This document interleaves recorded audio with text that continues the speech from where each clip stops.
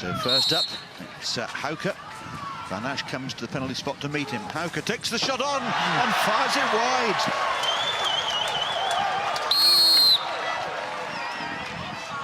Something you wouldn't have expected, really, when you see Tobias Hauke stepping up like that, a man of his experience. At the end, doing everything correct and just putting it on the reverse, getting the lift over the goalkeeper, but not finding a target on this occasion. Well, I thought he'd done enough there, but he just omitted the one thing. He missed the target. Now, next up, it's Bob de Voogd against Tobias Walter. Stadium falls quiet. De Voogd comes in. Again, the goalkeeper's come to the penalty spot. De Voogd moves the goalkeeper around, and the goalkeeper does enough. Gets in the way. Does anyone want to score here? Good save from Walters. Bob de Voogd opting to go into his backhand here, but not doing enough to move the goalkeeper, and actually, in fact, creating a tighter angle for him to try and score. Good standing block from the keeper in the end. An important shootout coming up here for Korper. And now Michael Korper's moment. He's seen Hauke miss, he's seen de Voogd miss. He's scored a hat-trick in normal time. Runs very straight, turns his back on the goalkeeper. Goalkeeper's done enough. Fantastic with the goalkeeper. And Korper didn't even get a shot going there. Well, I never did. Is this nerves? Is it great goalkeeping? Is it poor technique? You'll make your own mind up. Good bit of goalkeeping here. Vince Van Asch, as you can see, opting to use a longer stick than normal. Keepers are allowed to use up to a 40-inch stick and using it to hold its full length there. Next man on the spot, the normally dependable Rob van der Horst.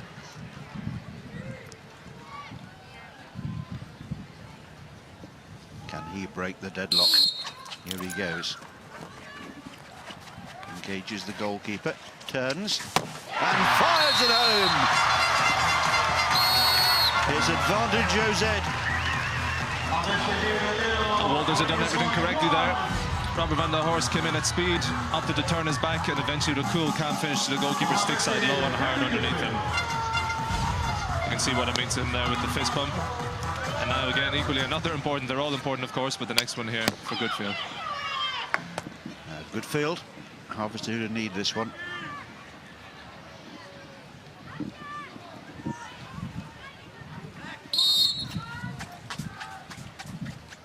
Keeper's come a long way. Goodfield goes round him and fires it home.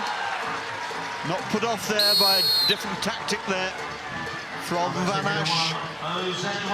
And it's the opening goal there for Harvestehuder, so that makes it to 1-1, but it's still Oranje Zwart's advantage. They have one to take now.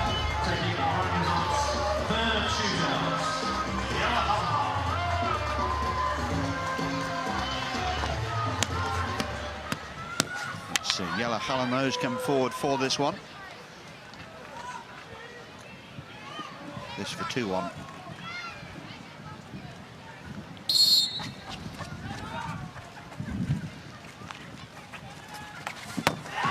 Nicely done. Good pace about that from Hallenhuis. Cool and calm finish from Hallenhuis. Looked like he knew what he wanted to do from the beginning, making his way in. A few dummies thrown in, slotting it just under the despairing goalkeeper. Good finish from Jelle Hallenhuis.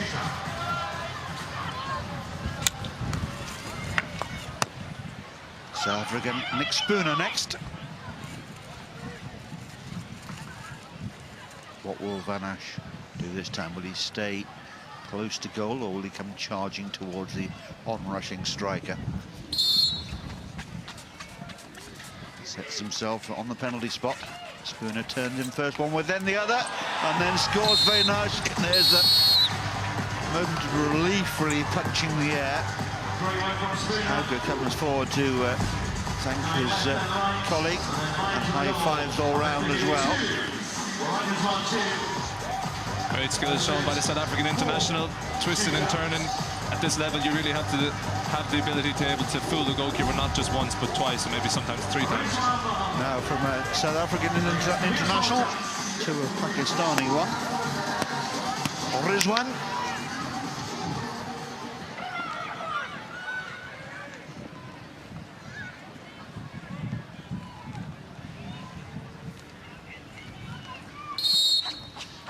goes.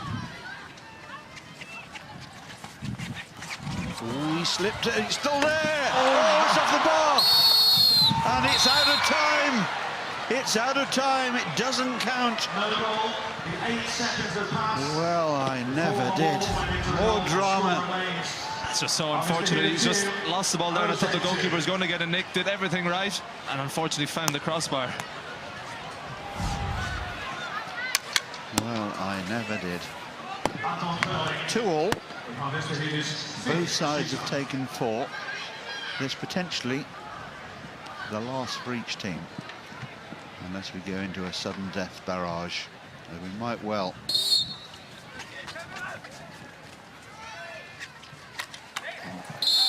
Penalty stroke, foul by the goalkeeper there.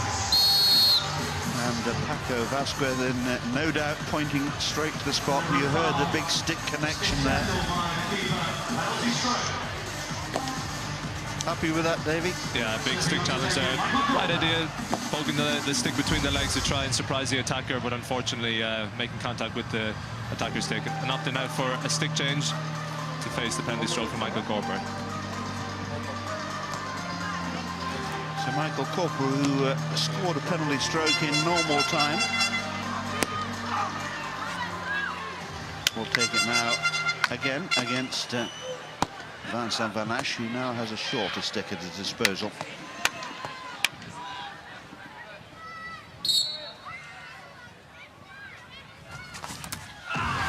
Corper did enough. Ice cold nose there from Michael Corper. Always a difficult one. Player has already taken the stroke during the game. Bit of a mind game between the goalkeeper and the attacker. Do I go in the same place? Do I try to go for a different position, similar to our game yesterday as well? So it can be difficult at times for the taker. And the job now of keeping Oranje Zwart in this one falls to one of the most experienced players, Rod Breckers. And well, I dread to think what's going through his mind at the moment. Real pressure on him. Hoops of Oranje Zwart resting on the shoulders here of Rob Breckers.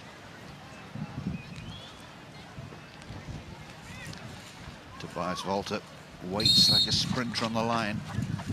Now he comes forward. Breckers, who's taking it very well, but he did enough. My goodness, I thought for a moment that had got away from Breckers.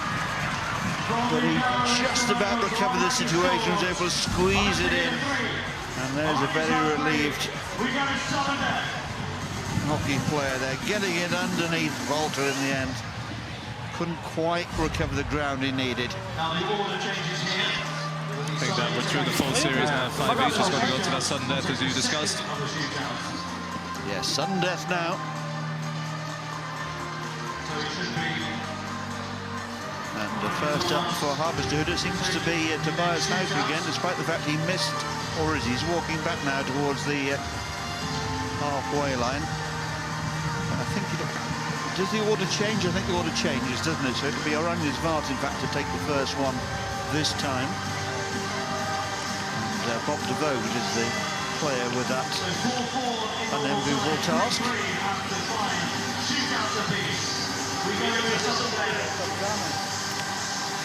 Remember, Bob de Vogt missed the first one as well.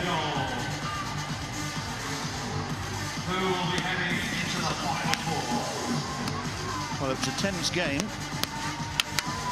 and this is certainly a tense shootout.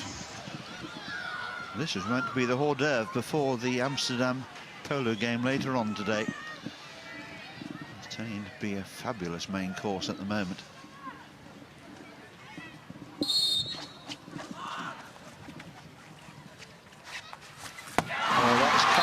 Was very calm by Bob de Vogt. Knew what he wanted to do with it. Moved the goalkeeper, caught him off balance, and a quick push just through the despairing goalkeeper's legs. Great finish from Bob de Vogt. Having missed the first one, not easy to do that twice. And Tobias Hauke now has to respond in kind. If he misses or it's saved, it'll be Oranje Zwart on the flight to Barcelona at Whitsun.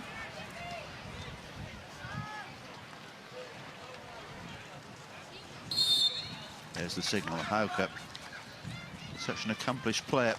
Going to keep his nerves here. Oh, it's all gone a bit pear-shaped. It's the time. There was just about. My goodness. I was almost expecting to hear the sound of the hooter there, but Hauke used every one of those 8 seconds to find the ball into the back of the net.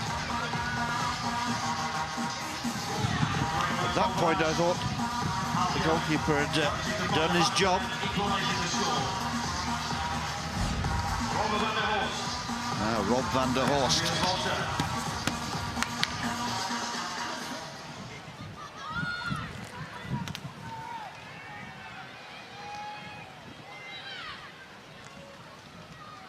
This to put Oranje Zwart ahead again.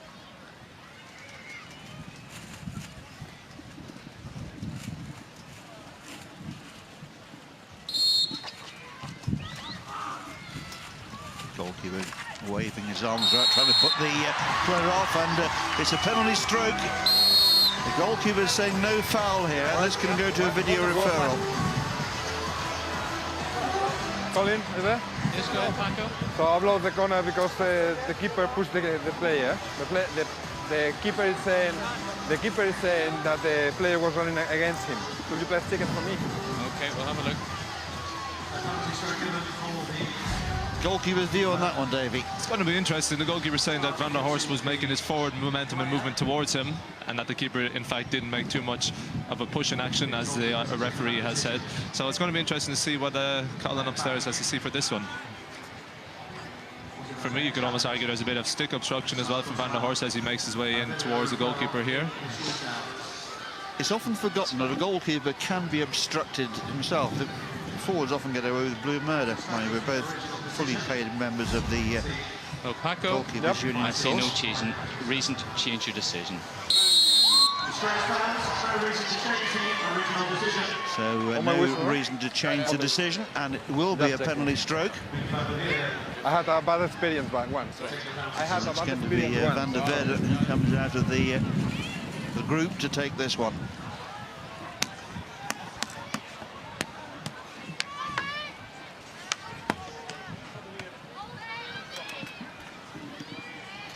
Against Tobias Walter.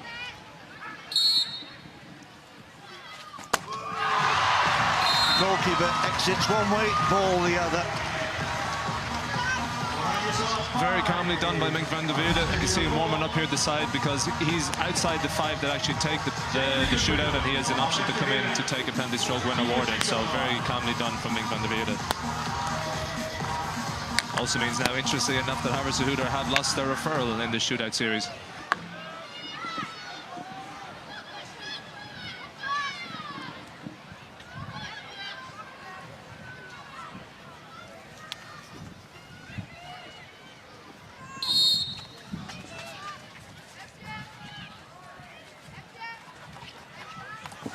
Oh, nicely in the roof of the net in the end.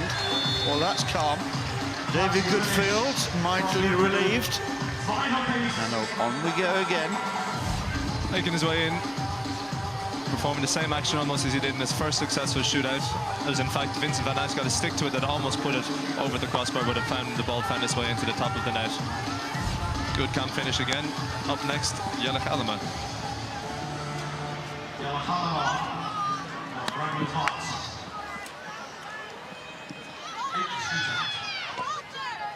This for 3-2. Quality of the shootout just improving a little bit. Galema against Walter. Oh, goalkeeper's parried the first shot. He's parried the second shot, and the ball trickles wide of the goal. And there's a little bit of afters there. That's not required by Tobias Walter. Just the player was clearly distraught there, and the last thing he needed was a comment from the German goalkeeper.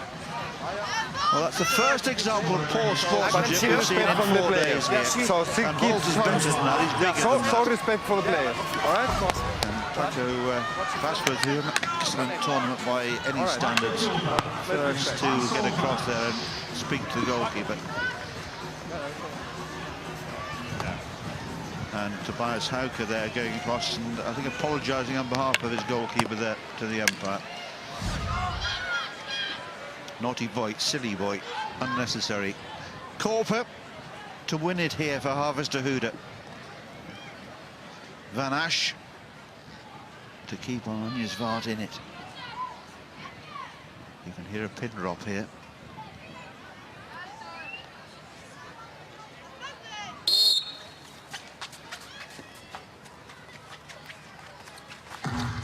Oh, goalkeeper, big connection there, no whistle. Korper shoots, Korper scores.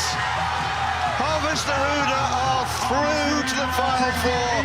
Oranje Zwart have been beaten here in the shootout. And remember, Harvestehuder at one point were 4 goals to 1 behind. What an extraordinary game. What an extraordinary game.